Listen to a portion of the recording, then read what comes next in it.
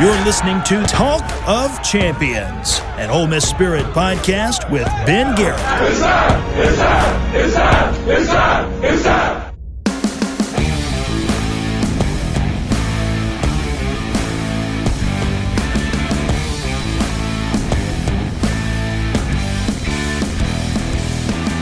Hello again, friends, and welcome inside, at least for Ben Garrett at Spirit.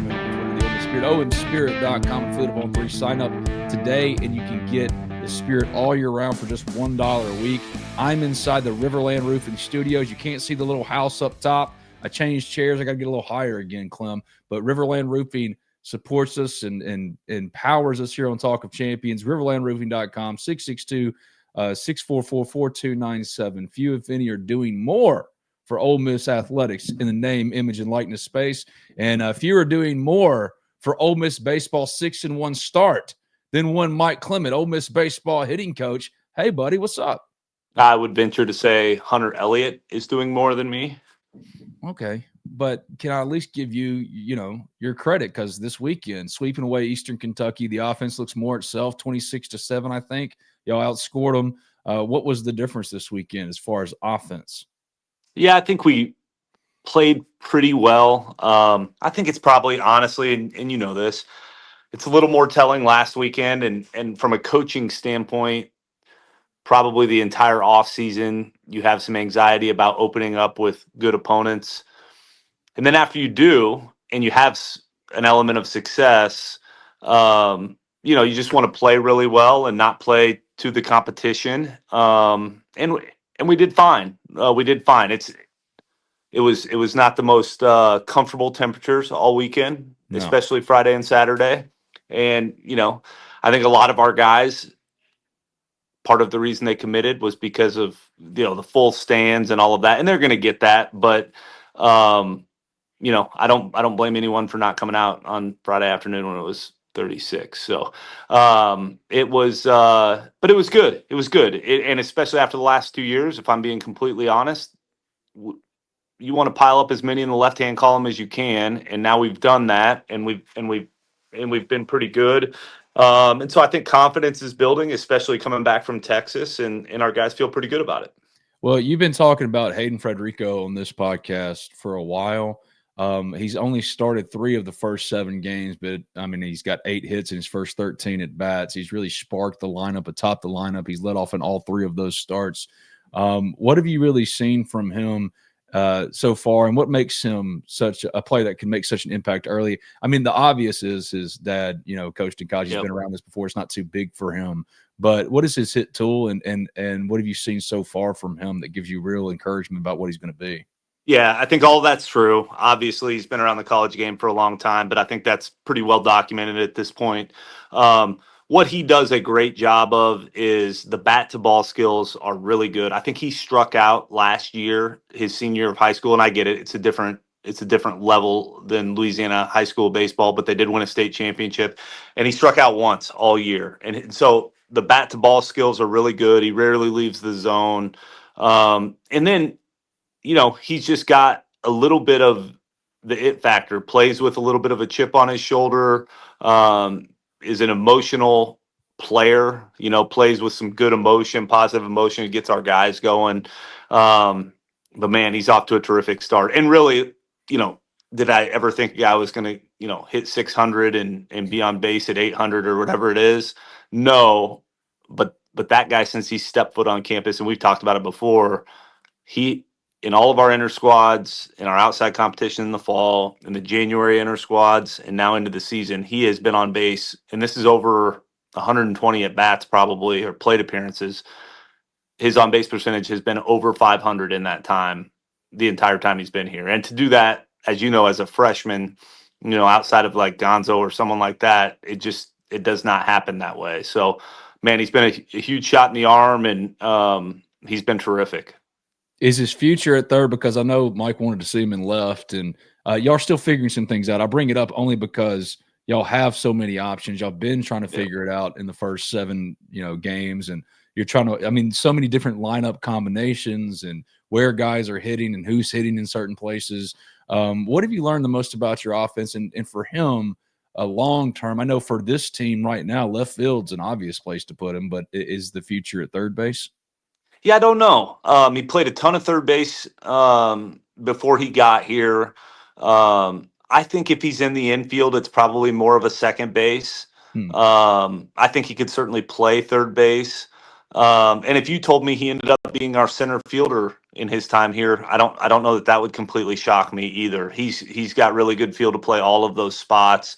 I guess if we're trying to pick him apart, maybe the limitation with him is maybe some arm strength, but he can really go get it in the outfield, and that's what we've kind of tried to do. And it's not just him, he's DH'd a couple times, but part of that is just because we got to see what the moving parts are around him too. So I think this year more than most, we have had more moving parts, and that's because we want to have it figured out or know what we're going to do against certain types of pitchers. Once Arkansas gets here in whatever 3 weeks. Well, what's the snap judgment as far as the offense after 7 games, right? Because you probably came in with certain ideas about how it was going to look and who was going to do what. What surprised you, both good and bad? What have you wanted to see more of? Like, it's just an overall assessment of this offense and the work so far. What are the biggest takeaways for the longtime Ole Miss hitting coach Mike Clement? Yeah, I think the power has maybe surprised me a little bit, and we hit 5 home runs in a huge major league park, and it's a big ballpark, especially in the middle of the field. To hit 5 last weekend and then continue that, I don't know that I knew that we were going to hit with as much power as we have, whatever it's been. It's not like it's been ridiculous, but 11 or 12 home runs in 7 games, and that's been a bright spot. I think the other thing is the depth of the pieces have been good, and I'm really talking more of those. I hate to call them role players because some of them are going to be everyday guys for us, but some of those in between guys that I knew probably in this early season window would platoon a little bit. The at bats have been a little better than what I thought. Now we've had some everyday guys that have gotten off to slow starts, but some of those pieces that haven't played every day have been a real bright spot. Talking about Colin Reuter, we already talked about Federico. Austin Foley has had good at bats with not a ton to show for it. And so we've Braden Randall, who's a returner, but has been in and out a little bit. Those guys have been a pleasant surprise for us. And so I think that Luke Chang also has had good at bats. So some of those guys that we've moved in and out of the lineup, there's been some real bright spots there. Yeah, and I think that's the thing that's really stuck out to me too, is just a casual observer, a guy that watches this stuff because that's what I'm supposed to do. Is if it doesn't matter what the combinations are, there are a plethora of options to where if a guy has a slow start or maybe gets into a bad slump, that you can try some different things, because there are some guys that have gotten off to slower starts. There's some swing and miss with Judd. There's we could go throughout and pick guys apart, but the point is, I think the depth of these options is what separates this team, at least early on, from the last 2 teams, and gives you some encouragement about the sustainability of competitiveness all the way through June. No question. And at basically every defensive spot, I feel pretty good about the options we have from an offensive perspective, meaning multiple. Pano's gotten off to a slow start, but Chang has had really good at bats. Our catching depth is so much better than what it's been. And then Ryan Moorman, who's been in there every single day, had a really, if he were on here, he would say it. He had a bad fall. And we questioned that a little bit, even to the point where he's got a great personality, and he's whatever the stereotype of the Chicago kid is, he's got that. But I remember him coming in my office sometime in October and like, hey, don't give up on me yet. And I was like, hey man, we're not going to give up on you. But he's been terrific, man. He's given consistent, really good at bats with some power. And he's been awesome. He's cleaned up his bat path and has worked his tail off to be where he's at. So the depth of it is good. It challenges you from a coaching standpoint and a lineup construction standpoint, because you'd love to have, at least I, as a hitting coach, would love to have 6 or 7 everyday guys, and we're going to get to that, I'm sure. But I think it probably as we move forward, looks a little bit different against left-handed pitching than it does right-handed pitching. I've been super encouraged how we've handled left-handed pitching.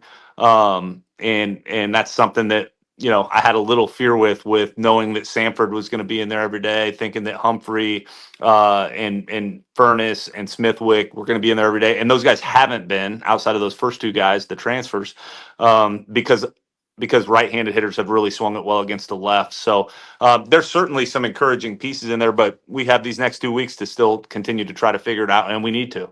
Yep, no doubt about it. And one thing that really stuck out to me, only 4 guys, you're talking about finding 6, 7, 8 lineup regulars, only 4 guys through the first 7 games to start all 7 games. And that kind of shows that Ole Miss is still very much a work in progress and what y'all are trying to figure out and how the pieces fit.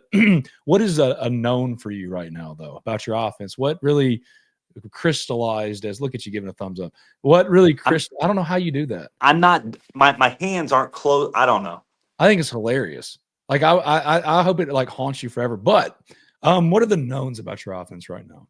Yeah, I mean, you'd have to start with Luke Hill, obviously off to a terrific start. Already through 7 games, has more home runs than he did all of last year, and he swung the bat great. I think that's a pretty significant known, because it's really hard to have a good offense without a dude in the middle, and I think he's that. I think Fed is turning into a known, right? Like, not that he's gonna hit 600 this year, but when you have that skill set that we talked about earlier, it's really hard to take that out. It's too much of a table setter, too much. There's too many things he can do, and he's too versatile, both offensively and defensively, I think. And then I think, some of the other knowns are Humphrey and Sanford. I think that they're in there, and if you're just the batting average guy, maybe theirs isn't like super sexy right now. Although I don't think either one of them are probably terrible, but they're on base a ton. They've walked and struck out, close to 1-to-1, or in Humphrey's case, better than 1-to-1. And I think Smithwick has started to get it going. So I think the core of that is still those people. And then and Judd is in there too. And we knew, you and I have talked about this a ton, there's going to be some swing and miss with that. But what you're going to get with that is also a 450-foot home run, hopefully 1 out of every 10 at bats. So I think the mix is pretty good, because you can have these different pieces with some different deficiencies.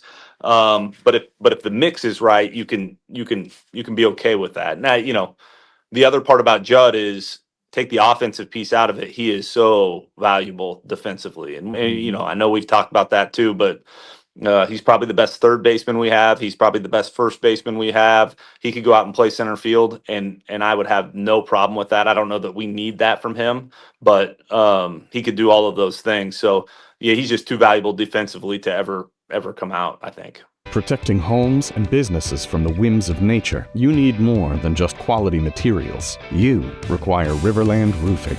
Licensed, insured, and certified, RiverLand Roofing offers not only the assurance of excellence, but a tailored approach to your unique structural needs and budget. To learn more about what RiverLand Roofing can do for you and the community, call them at 662-644-4297 or visit riverlandroofing.com. This is Cali. With C Spire's blazing fast nationwide 5G network, she's got her fans in the palm of her hands. Live streaming her Mississippi blues from her phone wherever she is, to out there wherever they are. Right now, get the latest 5G phone on us. Only at C Spire, customer inspired.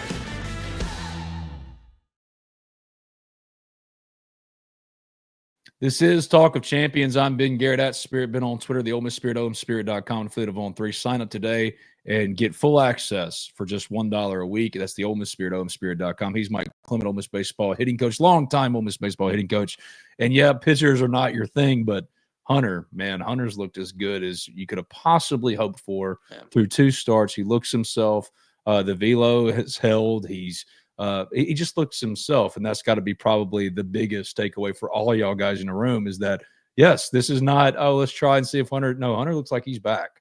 Yeah, the the thing probably that I have withheld in talking to you in this format for the last 2 years, because it comes across as sour grapes or pushing off blame or whatever that I'm comfortable sharing now, is like, when you have a guy like him go down, it's really hard in our league to win games. And I'm okay saying that now, not to make excuses. We should have been better the last 2 years. There's no question about that.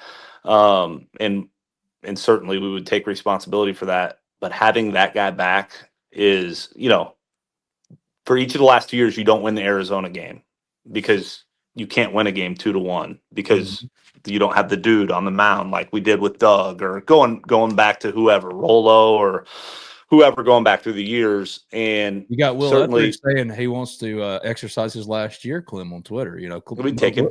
Okay, just making sure, just putting it out there. He said he'd come if y'all would take him. So, put Will up into their non-play. But Hunter is that guy, right? Like, we all saw it. We saw it as a freshman. We knew what it was. And unfortunately, he goes down with the injury that cost him nearly 2 years, and he's back. And so, that is such an important piece. And here he is through 2 outings and not giving up any runs, barely giving up any hits, punching people out. And I think the thing probably Joel would say that he's most excited about, and coach, would be that he's walked 3 guys, and however many innings he's thrown. And so, yeah, I mean, it's a real piece. It's a real horse. And, that gives you the ability, which you have to have on Fridays in the SEC, to win a game 3-2, to win a game 2-1, to win a game 4-3. And just, you have to have that. So, like, I don't know how to, anything I would say would be understating how important that is. Yeah. Well, he looks himself and he looks healthy, but is there anything y'all can do or are doing, or you just keeping your fingers crossed? Like, what do you do as far as keeping him on schedule, right? Yeah. Ensuring that nothing crops up. Like, what is that process? Good like? question. So the one thing Joel's doing, not just with Hunt, but with all of the pitchers, if you look at the pitch counts, I'm not sure he's thrown more. I don't think he's gotten to the 80 pitch mark, and I don't know that he will until SEC play. And so, and that's really no different with Riley or with Mace or any of our guys, because we want them to be fresh down the stretch, and throwing 100 innings takes a toll on a college pitcher. And, I think indirectly we had so much success down the stretch in 22 just because we hadn't figured out the pitching. And then when we did, it was DeLucia and Elliott, and those guys hadn't thrown much. And so they were fresh down the stretch. Now, we hope we figured out the pitching and that they're fresh down the stretch because we took care of them, as opposed to not figuring out the pitching and then have those guys come, not out of nowhere, but come on so strong down the stretch. But I think that's part of the reason they were so good in May and June in 22 was because they were fresh. And so, obviously the goal is for that to be done with all of those guys moving forward, especially so they can throw 110 pitches, in May if they need to, because they're only throwing 65 to 80 now. And so, and especially important with Hunter because of the injury, but he's healthy. He's a long way off of surgery, but with all those guys, you want to take care of them. We've seen what happens if you have an arm or two go down. It's bad news. It's too hard to win in this league. The league is too good, and the teams are too good to withstand losing that many important pieces. Well, it was interesting. Excuse me. It was interesting to me that Riley Maddox said after his start on Saturday, the biggest difference with Joel is just the pitch calling. And again, we've talked about how Mike has given full autonomy to Joel to go out there and run with the pitchers. A big part of that is calling the pitches in game, because that's something Mike did for 24 years. What is the difference, maybe philosophically, in how they go about it? Because you don't see the same kind of like 0-2 waste pitches or anything like that. What's been the difference?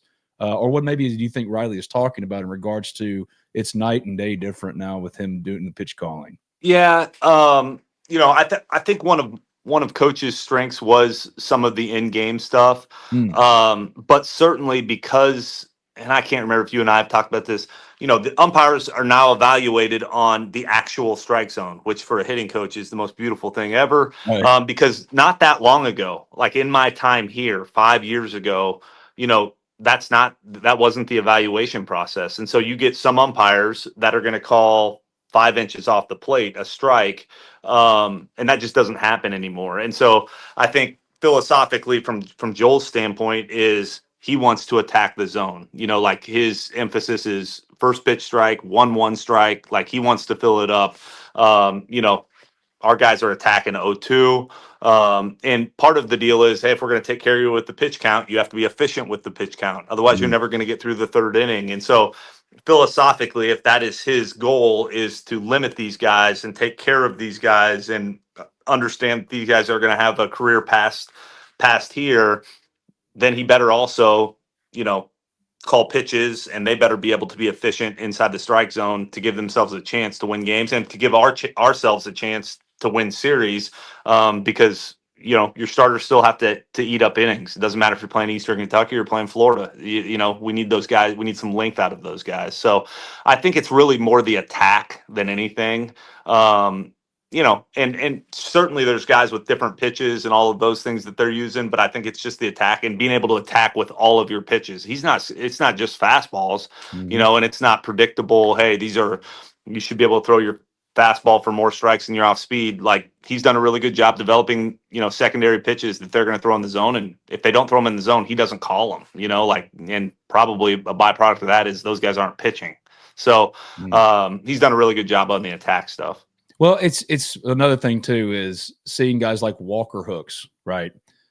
Look, y'all signed a really good class. It was like a top 5 class this year again. It was a really good class. Cade Townsend's going to be a rotation guy eventually. Had a tough go of it this weekend, but he's going to be a rotation guy this weekend. Where y'all really, I think, crushed it was in the margins. Guys like Walker, who I didn't even know about until he's up there at 6'4", 265 stuff, and that's probably more my stupidity than anything else. Point is this wasn't the same kind of like perfect game top 200 kid like Owen Pano and Cade Townsend, Hayden Federico, and he's come in and he's stuffed. And I think that's where you can really see the most or the biggest impact, at least this early with Joel, is that guys who you maybe weren't, because of their projectability with his evaluation, what he thinks they could be, they're pitching up already. Like Walker, he's an arm that is very unique. I mean, left-handed, 6'4", 265, and he stuffed it early on too. Like, where are these guys coming from? Did you know that guys like Walker and Landon Waters, who had a better go of it this weekend, there's a lot of options as far as not just the Cade Townsends, Yeah, it's a good point. Yeah, it's a good point. And almost on both sides, you got Federico, who was probably, when you did whatever report after these guys signed a year and a half ago, he's on the list, but probably isn't super talked about. Same with Hooks. But he's done Hooks is a premium strike thrower. He also looks like a left guard that could pull and like take out a linebacker, all of that. But he is it's a 4-pitch mix, and he throws strikes and has since he got here. It is a super high floor with him because he throws so many strikes. And I think the stuff will only continue to get better. But he is completely composed on the mound. Like sometimes you want like, hey, Walker, like, you going to smile ever? But he's just the same guy every single day, just pounds his own, and is incredible from a coaching standpoint, is incredibly safe. Every time you put him in there, he's not going to beat himself. It's a good pick move. They're going to have to bang the ball around to beat him. And he's just, because he throws so many strikes and controls the running game. And so just very, very mature from that standpoint when he gets on the mound.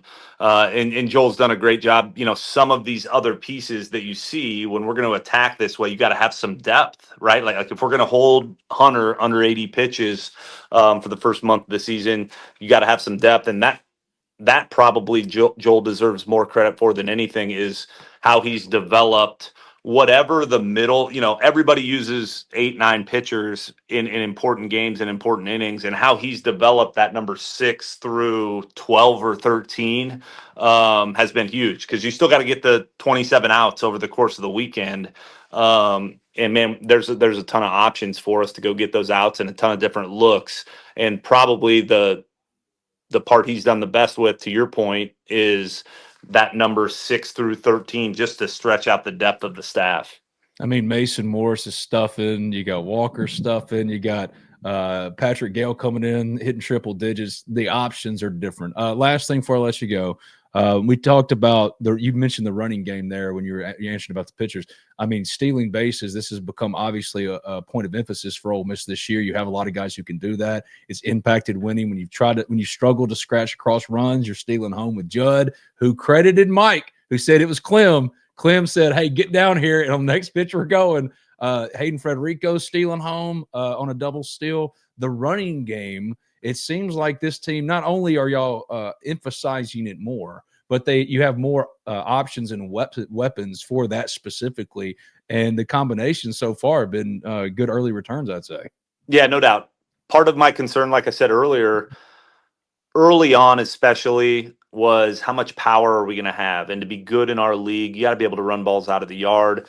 And so we went to work fairly early on knowing that we had a little more dynamic athletically offense, was to put an emphasis on stealing some bases and all of those things. And thankfully, from a power standpoint, it's come on. Like I feel way more comfortable about us being able to hit the ball out of the yard than I did maybe 3-4 months ago.